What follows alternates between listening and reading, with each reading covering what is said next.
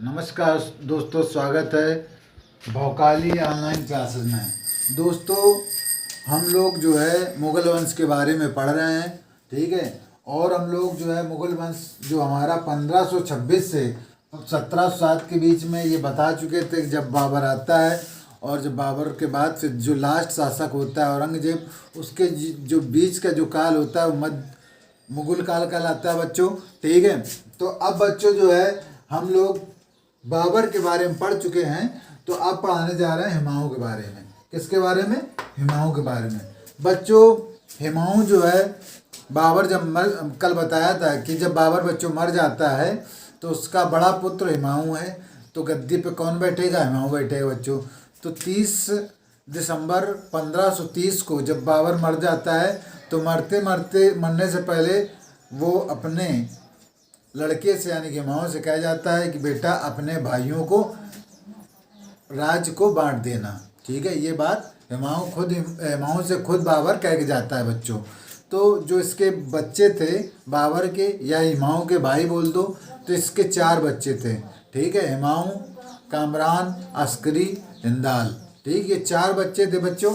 और इस वजह से जब पिताजी कुछ कह गए हैं तो बेटे का फर्ज बनता है कि उनकी बात का आज्ञा मानी जाए।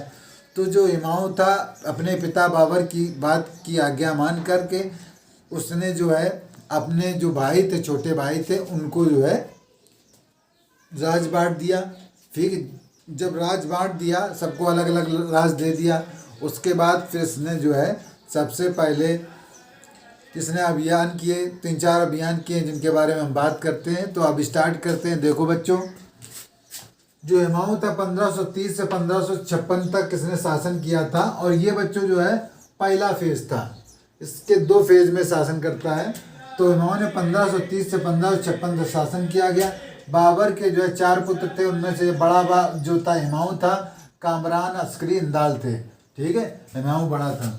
हुमायूं ने अपने पिता के अनुसार अपने पूरे राज्य को 4 भाइयों में बांट देने की बात कही थी, तो उसने माना था। कामरान को कामरान को काबुल मिला था और कांधार मिला था।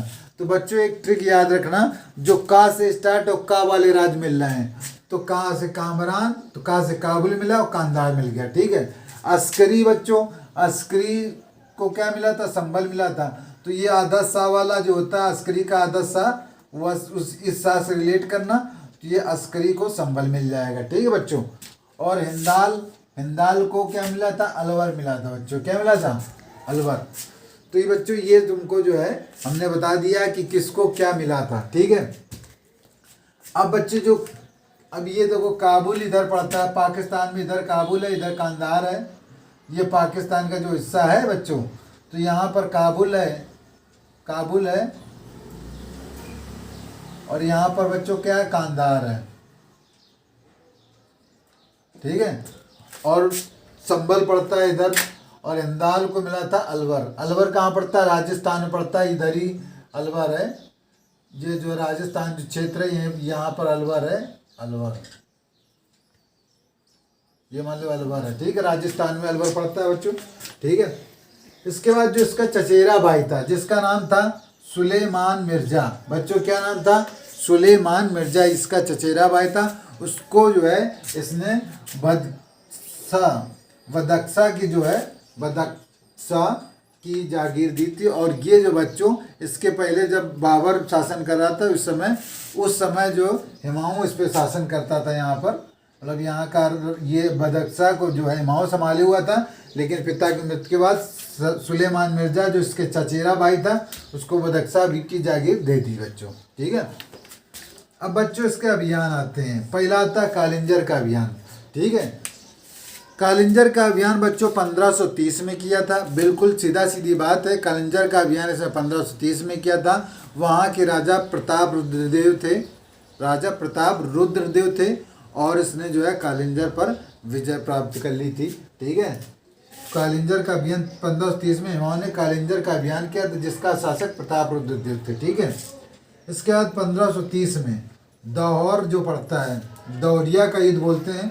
1532 में यहाँ पड़ता है बिहार और पश्चिम बंगाल के क्षेत्र में पड़ता है दौरिया। इसने 2 पूर्वी अफगान जो थे जो बच्चों क्या थे, जो बाबर के साथ जो है जो लड़ाई हुई थी उसकी, बाबर ने जो है मोहम्मद लोधी को हरा दिया था, फिर उसके बाद कुछ बचे हुए थे, तो वो जो है फिर उन्होंने अपना संगठन चालू कर दिया था, इसलिए उनको हराया था 1532 में। ठीक है, दौरिया नामक स्थान पर जो बिहारी जो लोग थे, बिहार में पड़ता है दौरिया, वहाँ पर अफगान सेना को इसने पराजित किया। तो ये बिहार पड़ता है, यहाँ पर जो अफगान सेना थे, ठीक है, तो उनको जो है किसने पराजित किया था, हुमायूं ने पराजित किया था। ठीक है, वो दोबारा से अपना राज्य स्थापित किया था, इसलिए उनको परास्त कर दिया। ठीक है, और उसके बाद जो है बच्चों इसने जो है जौनपुर बताया था बच्चों। यहाँ पर जो है वाराणसी के पास थोड़ा सा यहाँ पर जौनपुर पड़ता है, जौनपुर को अपने कब्जे में ले लिया था। ये इसकी बहुत बड़ी वो उपलब्धि मानी जाती है। ये उत्तर प्रदेश का भाग्य है बच्चों। ठीक है, और जो बच्चों इसने चुनार पर घेरा डाला था, जो चुनार दुर्ग है, चुनार पर घेरा डाला था। इसने क्या किया था बच्चों, चुनार दुर्ग पर चारों तरफ से घेरा डाल दिया था और कम से कम 3-4 महीने तक घेरा डाले रहा। तो वहाँ के जो सरदार थे, जो मराठा सरदार, जैसे कि शेर खां की बात करते हैं, तो शेर खां भी उसमें शामिल हुआ था, लेकिन किसी वजह से जब देखा कि 4-5 महीने हो गए चुनार पे, तो फिर उसके बाद संधि हुई थी। संधि में जो है, संधि में ये बोला गया कि ऐसा है कि जो शेर खां को चुनार का किला दे दिया जाता है, चुनार का घेरा डाला और पूर्व मध्य में था। ठीक है, तो अब इसको जो है, जो शेर खां को जो दे दिया गया चुनार का, तो चुनार का जो है बच्चों, जो चुनार था, तो शेर खां मिले, उसके बदले शेर खां से ये बात हुई कि आप हमेशा मुगलों के वफादार रहोगे। ठीक है, ये बात हो गई। और उसके शेर खां के एक लड़का था, उसको लेके हुमायूं आ गया एक प्रकार से, कि जिससे वो बवाल ना पैदा करे शेर खां, इसलिए उसको बंदी के रूप में हुमायूं अपने साथ उसके एक लड़के को ले आता है। ठीक है, वापस अपने साथ। तो ये हो गया चुनार का। तो चुनार पर घेरा डाला, यहाँ दुर्ग और पूर्व के मध्य है पूर्वी भारत का प्रवेश द्वार। जो चुनार का दुर्ग है वो पूर्वी भारत का, ये पूर्वी भारत है, यहाँ का जिसको दुर्ग बोलते हैं। तो चुनार जो है कहाँ गया, पूर्वी भारत का प्रवेश द्वार किसे कहा जाता है, चुनार को कहा जाता है। शेर खां इस समय अफगानी सरदारों में सबसे शक्तिशाली था। जो शक्तिशाली होता है उसी के साथ संधि होती है बच्चों। तो शेर खां के साथ शेर खां जो है सबसे अफगानी सरदारों में सबसे शक्तिशाली था बच्चों। ठीक है, तो हुमायूं और शेर खां के बीच समझौता हुआ, जिससे शेर खां को चुनार का किला दिया गया और उसके बदले ये कहा गया कि मुगलों के प्रति वफादार रहने के लिए बात हुई थी। बंधक के रूप में अपने एक छोटे पुत्र हुमायूं को मतलब हुमायूं के साथ भेज दिया था। जो एक उसका एक पुत्र था, बंधक के रूप में अपना एक बेटा जो था शेर खां का, उसको हुमायूं के साथ भेज दिया था। यहाँ तक बात होगी बच्चे। अब बात करते हैं गुजरात के बहादुर शाह की। बच्चों, गुजरात का बहादुर शाह हुमायूं के समय, ये हुमायूं का समकालीन था। 1526 में जब सिंहासन पर बैठा था बहादुर शाह, तो इसने तुरंत मालवा पर विजय प्राप्त कर ली थी। तो ये भी एक बहुत ही शक्तिशाली महत्वाकांक्षी राजा था ये। और इसकी जो है, हुमायूं जब शासन कर रहा था तो इसके समय इसकी सीमाएं बढ़ते बढ़ते, गुजरात का शासक था एक्चुअली में, तो ये इसकी सीमाएं बढ़ते बढ़ते कहाँ तक आ गई थी बच्चों, आगरा तक आ गई थी। आगरा की सीमाओं तक टच करने लगी थी। तो इस बात से जो है हुमायूं बहुत ही परेशान था। तो इस वजह से उसने जो है गुजरात पर आक्रमण करने का फैसला बनाया। तब तक बात ये होती कि जो है बहादुर शाह जो है ये क्या करता है, चित्तौड़ जो होता है वहाँ पर आक्रमण कर देता है। तो जब वहाँ पर आक्रमण कर देता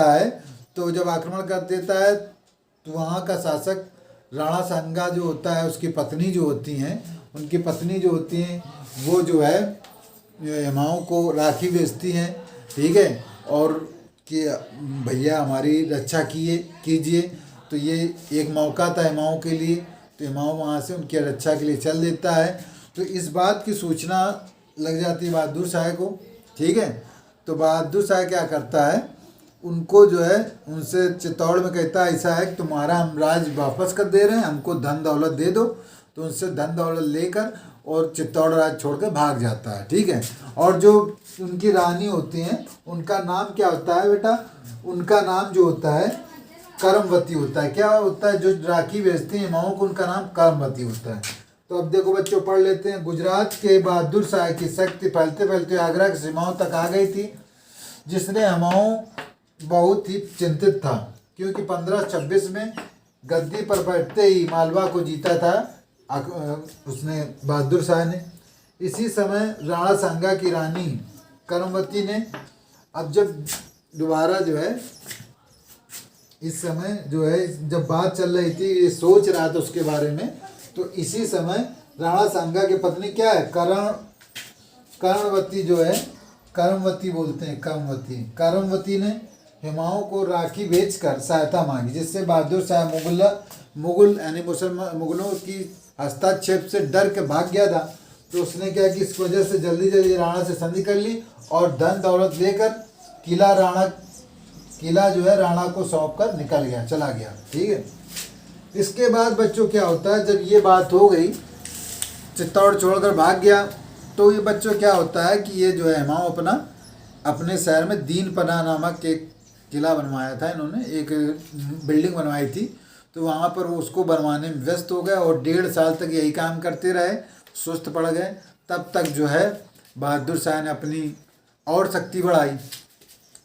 और बच्चों एक बात बताते हैं, जो इब्राहिम लोदी के साथ बाबर का युद्ध हुआ था, ठीक है, तो इब्राहिम लोदी का एक रिश्तेदार था, ठीक है, जो रिश्तेदार था उससे मुलाकात की बहादुर शाह ने और उससे कहा कि ऐसा करो ये तुम मुग़लों पर आक्रमण करो। और इसका दिमाग ये था कि अगर ये मुग़लों पर आक्रमण करता, उसको इसने मतलब घोड़े दिए थे, सैनिक दिए थे, घोड़े दिए थे कि आप इन पे आक्रमण करो, मुग़लों पे 40,000 घोड़े दिए थे। तो अब बात ये आइडिया लगाना चाह रहा था कि इनका कितना बौखाली पानी, हमको आइडिया लग जाएगा और हिसाब से हमारा काम वही हो जाएगा, जिससे कि सांप भी मर जाए लाठी ना टूटे। तो ये मान लो कि ऐसा है कि उसको, तो वो रिश्तेदार से उसको आक्रमण कराने की योजना बनाए। तो ये योजना जो है किसको, हुमायूं को पता चल जाती है कि जो है ताताराम करके आदमी होता है, जो रिश्तेदार होता है, ठीक है, रिश्तेदार तातार खां होता है, जिसको बहादुर शाह लड़वाना चाह रहा था मुगल सेना में, लेकिन ये बात जो हुमायूं को पता लग जाती है और इस षड्यंत्र को वो दबा देता है। ठीक है बच्चों। उसके बाद क्या होता है, तो बहादुर शाह बहुत आरामी फिर दोबारा चित्तौड़ पर आक्रमण कर दिया।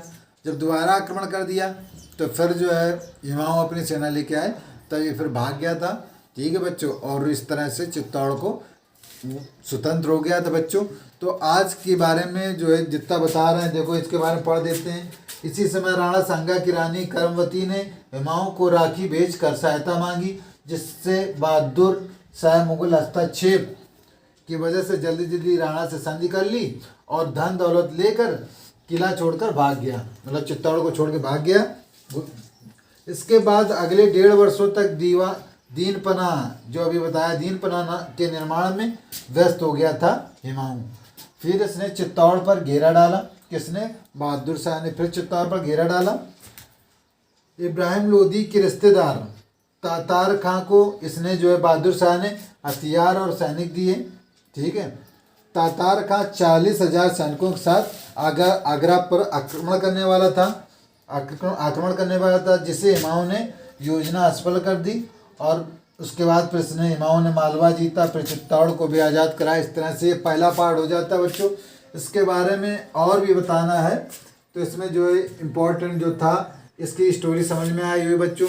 लिख तो हम बहुत देते हैं, लेकिन हमारी आवाज़ को, बातों को सुनो, तो जब सुन के तुमको हम ये बताते हैं, वैसे सारी स्टोरी तो हम बता देते हैं। उसके बाद हम इसलिए इसको रिवीजन कराते हैं, जिससे आपको हर एक पॉइंट अच्छे से क्लियर हो जाए। ठीक बच्चों, तो इसको पढ़ें और हमारे चैनल को लाइक करें, सब्सक्राइब करें, शेयर करें। और हमको बहुत खुशी है कि हमारे चैनल के व्यूज़ बहुत अच्छे आ रहे हैं। ठीक है। तो आप अगर अच्छे से देख रहे हैं तो बच्चों सब्सक्राइब जरूर करें, अपने दोस्तों को सब्सक्राइब कराएं। ठीक है, धन्यवाद।